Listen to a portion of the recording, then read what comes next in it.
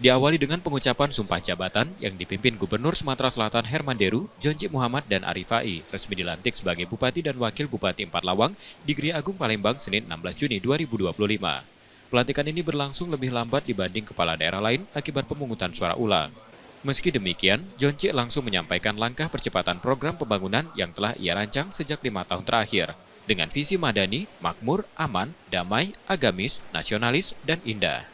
Dalam 100 hari pertama, sejumlah program prioritas ditargetkan mulai berjalan mencakup sektor pendidikan, kesehatan, peningkatan sumber daya manusia, serta penataan ruang.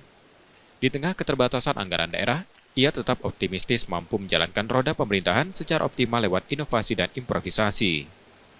Untuk mendukung percepatan pembangunan infrastruktur, koordinasi dengan pemerintah pusat pun menjadi langkah strategis yang disiapkan. Kebijakan kami tentang visi-misi kami madani itu makmur, aman, damai, agamis, dan indah itu kami siapkan 5 tahun lalu. Tinggal meningkatkan yang sudah baik dan bagus, memperbaiki yang dalam pelaksanaan 5 tahun sebelumnya kurang pelaksanaan dengan baik.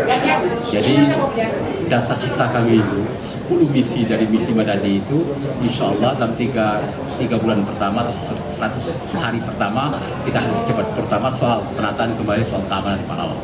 Itu soal SDM Palawang. Pelantikan ini turut dihadiri Ketua Umum PAN Zulkifli Hasan dan sejumlah tokoh partai seperti Bima Arya dan Yandri Susanto.